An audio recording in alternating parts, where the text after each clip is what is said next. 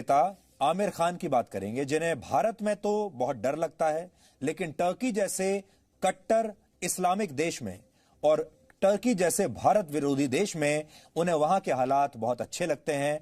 वहां उन्हें बड़ी गर्व की अनुभूति होती है। उन्हें टर्की के राष्ट्रपति की पत्नी से मुलाकात की है और अपनी नई फिल्म पर उनके साथ चर्चा भी की है, और यही मुलाकात अब विवादों में आ गई है। इस मुलाकात के बाद उनकी काफी आलोचना हो रही है। आमिर खान देश के बड़े कलाकार हैं और आप सब लोग आमिर खान की फिल्में अपनी गाड़ी कमाई का पैसा खर्च करके देखने के लिए जाते हैं थिएटर्स में या घर में।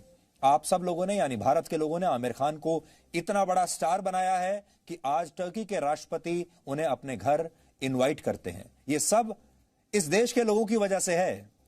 टर्की के राष्ट्रपति और उनकी पत्नी अगर उन्हें अपने घर पर बुलाते हैं चाय पीने के लिए, उनके साथ बातें करते हैं, उन्हें बहुत बड़ा सम्मान देते हैं, कलाकार मानते हैं उन्हें बहुत बड़ा, ये क्यों है? ये इसलिए है क्योंकि सबसे पहले यह सम्मान आमिर खान को इस देश के लोगों ने, उनके अपने देश यानी भारत के लोगों ने उन्हें इतना सम्मान दिया है, उन्हें इतना बड़ा कलाकार बनाया है कि आज वो इस काबिल हो पाए कि टर्की के राष्ट्रपति के घर में उनकी एंट्री हो सके।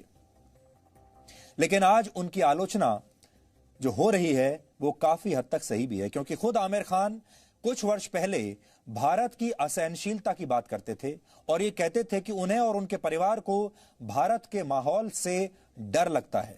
वो ये बात खुलकर कह चुके हैं कि उन्हें यहां डर लगता है, और उनका परिवार तो उन्हें यह भी कह चुका है कि हमें भारत छोड़कर कहीं और शिफ्ट हो जाना चाहिए।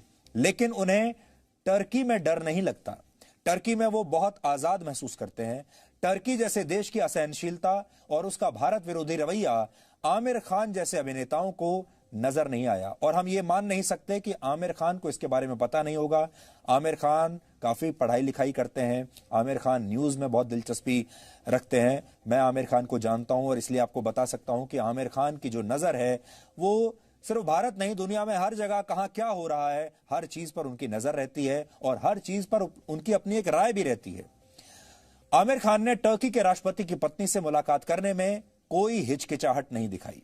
वैसे तो कोई भी सेलिब्रिटी, कोई भी कलाकार, एक्टर किसी से भी मिल सकता है, इसकी पूरी छूट है, और आमिर खान जैसे अभिनेता किसी के हिसाब से चलने के लिए बाध्य भी नहीं। हम ये नहीं कह रहे कि वो अपनी कोई भी मुलाकात से पहले हमसे पूछेंगे या किसी की इजाजत लेंगे, इसकी कोई जरूरत नहीं है। लेकिन उन्हें यह भी देखना होगा कि सार्वजनिक जीवन में कहीं उनके दोहरे मापदंड दुनिया को साफ साफ दिखाई तो नहीं दे रहे हैं, क्योंकि यही आमिर खान कहते थे कि भारत बहुत असहनशील हो गया है, और यही आमिर खान अब टर्की जैसे देश की असहनशीलता को पूरी तरह भुलाकर वहां के राष्ट्रपति की पत्नी के साथ मुलाकात कर रहे हैं, चाय पी रहे हैं। जबकि यह दुनिया जानती है कि कैसे टर्की में वहां के राष्ट्रपति रेचेप तैयप अर्दोआन की तानाशाही खुलकर चल रही है, और जिस तानाशाही ने टर्की को एक सेक्युलर देश से कट्टर इस्लामिक और असहनशील देश बना दिया है।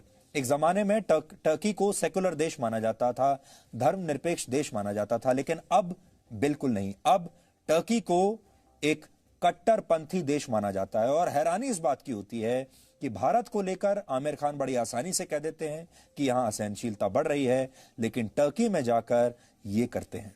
यह भी दुनिया जानती है कि टर्की कैसे भारत का हमेशा विरोध करता रहा है। कश्मीर पर विरोध किया है टर्की ने हमेशा भारत का, और हमेशा पाकिस्तान का समर्थन किया है।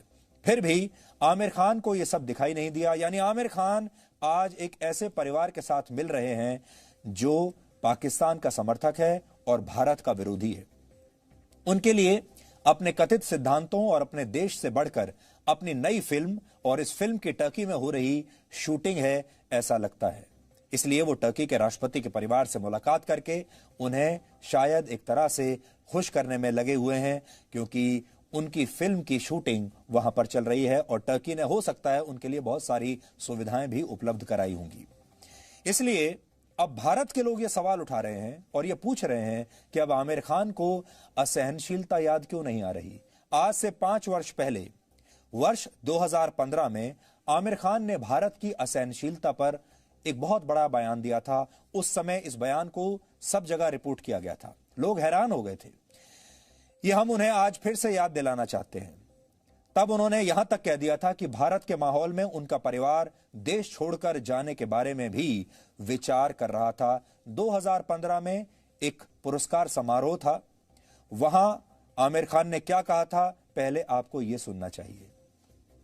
Creative fraternity was protesting because of the growing discomfort that they felt, or the growing atmosphere of intolerance that they felt around them, a growing sense of insecurity and disappointment with that. And as a result, that was their way of showing that they are not happy with the situation. As an individual myself, as a part of this country, as a citizen, we read in the papers what's happening, we see on news what's happening, and certainly I've also been alarmed. I can't deny that I have been alarmed by a number of incidents. And it's for any society, it's very important to have a sense of security. So do I agree with that? I also feel that there is a sense of insecurity, there is a sense of fear, there is a sense of... More than there was... Earlier? Yeah, I think in the last... maybe 6 months, 8 months, there has been a growing sense of despondency, I would say. I mean, when I sit at home and talk to Kiran, Kiran and I have lived all our lives in India. For the first time, Kiran says, should we move out of India? Now, that's a disastrous and very big statement for Kiran to make to me. She fears for her child, she fears for, what the atmosphere around us will be. She feels scared to open the newspapers every day. So that does indicate that there is a sense of growing disquiet. It's a sense of growing despondency. Apart from alarm, there's one part of it is alarm. There's another part you feel depressed. You feel low. You feel, why is this happening? So that sense does exist in me, to be quite honest. Yeah. तो आमिर खान अंग्रेजी में बात कर रहे हैं और कह रहे हैं कि जब वो कहते हैं you feel depressed, you feel low, यानी वो डिप्रेस्ड फील करते हैं, वो लो फील करते हैं जब वो भारत में रहते हैं। उन्होंने अपनी पत्नी के बारे में कहा कि उनकी पत्नी किरण, वो अपने बच्चे को और अपने बच्चे की सुरक्षा को लेकर डर रही हैं, और उनकी पत्नी ने पहली बार उनसे ये कहा कि क्या हमें भारत छोड़कर चले जाना चाहिए, क्योंकि आमिर खान और उनकी पत्नी को ये लगता है कि जब वो सुबह सुबह अखबार खोलकर पढ़ते हैं तो उन्हें डर लगता है। लेकिन अब हैरानी की बात यह है कि 5 साल पहले आमिर खान को इस देश में, भारत में डर लग रहा था, उसी भारत में जहां के लोगों ने आमिर खान को इतना बड़ा स्टार बनाया है, जहां के लोगों ने लाइनों में लगकर उनकी फिल्म की टिकट खरीदकर उन्हें यहां तक पहुंचाया है कि टर्की के राष्ट्रपति आज उन्हें अपने घर इनवाइट करते हैं चाय पीने के लिए। उसी भारत में रहने में उन्हें डर लगता है, उनकी पत्नी को डर लगता है, और उन्हें ऐसा लगता है कि उनके बच्चों की जान भी यहां पर खतरे में है। लेकिन टर्की में जो तानाशाही चल रही है, वहां उन्हें कोई डर नहीं लगता। टर्की में जो कट्टरपंथी ताकतें इस समय वहां पर रूल कर रही हैं, उससे उन्हें कोई आपत्ति नहीं है। इसलिए इस विरोधाभास के बीच हमें वर्ष 2015 का यह किस्सा आज याद आ गया, जो इस समय हम आपको दिखा रहे थे। 5 वर्ष पहले उन्होंने पत्रकारिता के लिए दिए जाने वाले रामनाथ गोयनका अवार्ड के इस फंक्शन में हिस्सा लिया था। तब इस रामनाथ गोयनका अवार्ड फंक्शन में मुझे भी यह पुरस्कार मिला था, इसलिए मैं वहां मौजूद था। मैं वहां अपना पुरस्कार लेने के लिए गया था। उस कार्यक्रम में आमिर खान का एक इंटरव्यू चल रहा था और आमिर खान से इस बारे में सवाल पूछे जा रहे थे। आमिर खान ने स्टेज पर बैठकर भारत के असहनशील होने की बात खुलकर कही। मैं भी वहीं बैठा हुआ था क्योंकि थोड़ी देर पहले मुझे यह पुरस्कार मिला था, और आमिर खान ये सारी बातें कहते चले जा रहे थे। काफी देर तक मैं चुप रहा और मैं सुनता रहा। सबसे बड़ी बात यह है कि जब वो सब कह रहे थे, उस हॉल में जितने भी लोग बैठे थे, किसी ने भी आमिर खान के इस बयान का विरोध नहीं किया, बल्कि ज्यादातर लोग ऐसे थे जिन्होंने तालियां बजाई। बहुत सारे लोग ऐसे थे जिन्होंने यह कहा कि आमिर खान ने कितनी ईमानदारी से और कितने बहादुरी के साथ अपने ये विचार उस मंच पर लोगों के सामने रखे हैं। इसलिए लोगों ने उनकी बहादुरी की तारीफ की, उनकी ईमानदारी की तारीफ की और तालियां बजाई। लेकिन कुछ देर के बाद मुझसे रहा नहीं गया और मैंने फिर उनसे सवाल पूछा, और मैंने उनसे यह कहा कि आप 2 अलग अलग घटनाओं पर अपनी सुविधा के हिसाब से प्रतिक्रिया क्यों दे रहे हैं। यह वो समय था जब आपको याद होगा उत्तर प्रदेश के दादरी में अखलाक नाम के एक व्यक्ति की हत्या कर दी गई थी, और उसके बाद अवार्ड वापसी गैंग बहुत सक्रिय हो गया था और पूरे देश को असहनशील बताया जा रहा था। और दूसरी तरफ जब उसी समय जम्मू कश्मीर में सेना के जवान शहीद हो रहे थे, क्योंकि बॉर्डर के पार से एलओसी के पार से पाकिस्तानी आतंकवादी हमारे देश में घुस रहे थे, उस पर कोई बात नहीं कर रहा था। जब आतंकवादी हमारे देश में घुसकर लोगों को मार रहे हैं, यहां तक कि आतंकवादी मुंबई में भी पहुंच गए थे, वहां भी उन्होंने लोगों को मारा, लेकिन तब आमिर खान को डर नहीं लगा था। और मैंने आमिर खान से यही पूछा कि आखिर इस तरह के दोहरे मापदंड वो क्यों अपना रहे हैं। हमने हाल में 2 बड़े इंसिडेंट्स देखे, एक दादरी और एक जम्मू कश्मीर में हाल ही में कर्नल संतोष महादिक, वो शहीद हुए थे। कर्नल संतोष महादिक को एक आतंकवादी ने मारा अभी पिछले हफ्ते, और दादरी का जो घटना थी वो हम सब जानते ही हैं। Both are act of violence. उसके बाद भी जिस तरीके से देश रिएक्ट करता है, पॉलिटिकल सिस्टम रिएक्ट करता है, हमारा सिस्टम रिएक्ट करता है, वो अलग अलग क्यों है? अगर असहनशीलता की बात करनी है तो दादरी में हम देखते हैं असहनशीलता पर बहस छिड़ जाती है और लोग अपने अवार्ड्स वापस करते हैं। लेकिन एक और जो आर्मी का अफसर है, कर्नल है, जब वो मारा जाता है तो बहुत सारे पॉलिटिशियंस यहाँ बैठे हैं, दादरी में तकरीबन सभी लोग पहुंचे थे, लेकिन कर्नल महादिक के घर पर सातारा में सिर्फ एक रक्षा मंत्री पहुंचे थे, बाकी कोई नहीं पहुंचा। So why do we have this double standard? मेरा सवाल ये है, why do we have this double standard while reporting also, while having a debate also, and while giving a reaction also on this? That's my question. Yeah, well, it's unfortunate. I think it's really unfortunate because every act of terror and every act of violence is to be condemned. And every act of terror and violence is to be condemned with the same ferocity.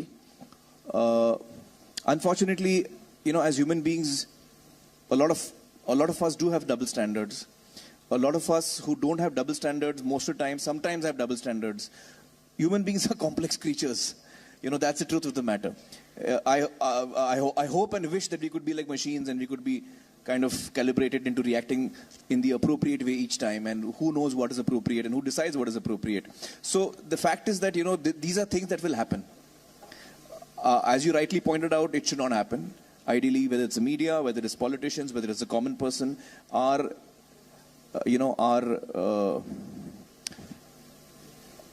reaction to violence should be identical, whether it's one community doing it or another community doing it in any way. And by and large, it is. I think by and large, most people are against violence of any kind, no matter who is behind it. I think by and large, that is the case. Yeah. Aamir Khan का हम भी बहुत सम्मान करते हैं, उनकी acting पूरे देश को अच्छी लगती है, वो अच्छी फिल्में बनाते हैं, लेकिन अपने ही देश में आमिर खान को तब डर लगता था जो देश सच्चे अर्थ में धर्मनिरपेक्ष है, लोकतांत्रिक देश है, जहां कलाकार को किसी जाति या धर्म के चश्मे से नहीं देखा जाता, जहां हिंदू बहुसंख्यक समाज में भी एक मुस्लिम होने की वजह से किसी कलाकार के काम, उसकी निजी जिंदगी और उसके करियर में आगे बढ़ने की संभावनाओं पर कोई असर नहीं पड़ता। आमिर खान आज दौलत और शोहरत के जिस मुकाम पर खड़े हैं, वो इसी देश के करोड़ों धर्मनिरपेक्ष लोगों की वजह से है जो उनकी फिल्में देखने के लिए जाते हैं। और एक बार भी इस देश के लोगों ने कभी ये नहीं सोचा कि वो हिंदू हीरो की फिल्म देख रहे हैं, हिंदू कलाकार की फिल्म देख रहे हैं या फिर मुस्लिम कलाकार की फिल्म देख रहे हैं। और आपको ये भी याद होगा कि एक जमाना हमारे देश में ऐसा था 1940 में, 1950 में, जब इसी हिंदी फिल्म इंडस्ट्री में जो मुस्लिम कलाकार आते थे उन्हें अपना नाम बदलना पड़ जाता था और वो मुस्लिम कलाकार हिंदू नाम रखते थे, इस डर की वजह से कि शायद जो हिंदू व्यूअर हैं या जो दर्शक हैं वो उन्हें ज्यादा स्वीकार करेंगे। सबसे बड़ा उदाहरण दिलीप कुमार का है। दिलीप कुमार ने अपना मुस्लिम नाम छोड़कर हिंदू नाम क्यों अपनाया, यूसुफ खान से दिलीप कुमार क्यों हुए, इससे आपको समझ में आ जाएगा। लेकिन आज किसी भी मुस्लिम कलाकार को यह करने की जरूरत नहीं है, आज उसे अपना नाम बदलने की जरूरत नहीं है। यह कितनी बड़ी बात है। फिर भी आमिर खान के लिए भारत नहीं, वो टर्की ही सहनशील है, जहां मुस्लिम कट्टरपंथ को बढ़ावा दे रहे राष्ट्रपति अर्दोआन की दुनिया भर में आलोचना हो रही है। और इसका सबसे बड़ा उदाहरण हाया सोफिया है। ये टर्की का शहर इस्तांबुल में एक बहुत मशहूर और प्राचीन म्यूजियम था, जिसे एर्दोगान के राज में कुछ हफ्ते पहले ही एक मस्जिद में बदल दिया गया। इसकी दुनिया भर में बहुत आलोचना हुई थी। किसी जमाने में सेकुलर देश रहे टर्की का एर्दोगान ने इस तरह से इस्लामीकरण कर दिया है कि यह देश यूरोप और अमेरिका का साथ छोड़कर अब पाकिस्तान जैसे आतंकवादी देश के साथ खड़ा हुआ नजर आता है। एर्दोगान दुनिया भर के मुसलमानों को एकजुट करने की बात करके एक नया राज स्थापित करना चाहते हैं और खुद को मुस्लिम दुनिया का सबसे बड़ा नेता साबित करना चाहते हैं। और आमिर खान उनके घर जाकर उनकी पत्नी के साथ मुलाकात करते हैं। इसलिए आमिर खान से यह सवाल है कि वो टर्की जैसे कट्टर इस्लामिक देश के प्रति अपनी पसंद जाहिर करके भारत में अपने करोड़ों फैंस को आखिर क्या संदेश देना चाहते हैं, क्योंकि इससे एक बात साफ तौर पर दिख रही है कि हमारे यहां इस तरह के कलाकारों को भारत तो धर्मनिरपेक्ष चाहिए। वो चाहते हैं कि भारत देश जो है समाज बिल्कुल धर्मनिरपेक्ष रहे, लेकिन ऐसे कलाकारों को टर्की जैसे देशों की कट्टर इस्लामिक छवि अच्छी लगती है, उससे उन्हें कोई आपत्ति नहीं। लोग अब यह भी सवाल कर रहे हैं कि आमिर खान जैसे अभिनेता इजराइल के नेताओं का बॉयकॉट करते हैं, लेकिन टर्की जैसे इस्लामिक देश के राष्ट्रपति की पत्नी से मिलने में उन्हें कोई परेशानी नहीं। आपको याद होगा वर्ष 2018 में जब इजराइल के प्रधानमंत्री बेंजामिन नेतन्याहू भारत के दौरे पर आए थे और मुंबई में उनका एक कार्यक्रम था, उस कार्यक्रम में आमिर खान, सलमान खान और शाहरुख खान नहीं गए थे। कोई भी व्यक्ति देश से बड़ा नहीं होता, फिर चाहे वो फिल्मी कलाकार हो या फिर कोई और। दुनिया में ऐसे बहुत देश हैं जहां आमिर खान अपनी फिल्म की शूटिंग कर सकते थे, लेकिन उन्होंने टर्की को चुना, जबकि टर्की का भारत विरोधी चरित्र सब जानते हैं। टर्की उन गिने चुने देशों में है जो अक्सर भारत विरोधी बातें करता है। टर्की के इसी भारत विरोधी रवैये की वजह से वो उन देशों में शामिल है जहां जाने के लिए भारत ने अपने नागरिकों को ट्रैवल एडवाइजरी जारी की थी और ये सलाह दी थी कि वो वहां ना जाएं। इस साल फरवरी में जब दिल्ली में दंगे हुए थे तो टर्की के राष्ट्रपति ने भारत को एक ऐसा देश बताया था जहां बड़े पैमाने पर मुसलमानों का नरसंहार होता है। ये टर्की की राय है भारत के बारे में। और टर्की ने यह भी कहा था कि भारत विश्व शांति के लिए खतरा है। फरवरी में भी एर्दोगान ने पाकिस्तान का दौरा किया था और भारत पर कश्मीरियों को प्रताड़ित करने का आरोप लगाया था। कश्मीर के मामले में टर्की हमेशा पाकिस्तान का समर्थन करता रहा है और उसके भारत विरोधी दुष्प्रचार को बढ़ावा देता है। पाकिस्तान की आतंकवादी गतिविधियों का भी दुनिया के हर मंच पर टर्की हर बार बचाव करता आया है और हमारे देश के जो सुपरस्टार हैं वो टर्की में जाकर टर्की में शूटिंग भी करते हैं और टर्की के शाही खानदान से भी मिलते हैं। जिन लोगों को भारत में डर लगता है और उन्हें हम चीन से आई आज एक तस्वीर दिखाना चाहते हैं। चीन के शिनजियांग प्रांत में एक मस्जिद की जगह पर पब्लिक टॉयलेट यानी एक सार्वजनिक शौचालय बना दिया गया है। इसलिए आज दुनिया भर में इस तरह के लोगों से हमारा यह सवाल है, इस्लामिक दुनिया के बड़े बड़े नेताओं से हमारा यह सवाल है, आमिर खान जैसे अभिनेताओं से हमारा यह सवाल है कि क्या इस्लाम के सारे रहनुमा चीन की भी आलोचना करेंगे इस बारे में कि उसने मस्जिद को हटाकर वहां पर पब्लिक टॉयलेट बना दिया? क्या आमिर खान इस पर सवाल उठाएंगे? क्या टर्की के राष्ट्रपति चीन से इसका विरोध दर्ज करवाएंगे? और जो लोग एक फेसबुक पोस्ट पर पूरे शहर को आग के हवाले कर देते हैं, पूरा शहर जला देते हैं, हिंसा फैला देते हैं, एक फेसबुक पोस्ट आपत्तिजनक पोस्ट अगर उनके धर्म को लेकर हो जाए तो क्या ये सारे लोग जिन्होंने थोड़े दिन पहले बेंगलुरु को जला दिया था चीन का विरोध ऐसे ही कर पाएंगे? क्योंकि चीन में भी वही हो रहा है। ये वो महत्वपूर्ण सवाल हैं जिनके बारे में आज आपको भी सोचना चाहिए और दुनिया भर में इस तरह का एजेंडा जो लोग चला रहे हैं उन्हें भी सोचना चाहिए। और खास तौर पर वो लोग जो एक फेसबुक पोस्ट पर दंगा करने निकल जाते हैं, उन्हें तो यह जरूर सोचना चाहिए कि चीन में जो कुछ हो रहा है, वहां के मुसलमानों पर जो अत्याचार हो रहे हैं, उसे लेकर ये लोग क्या करेंगे।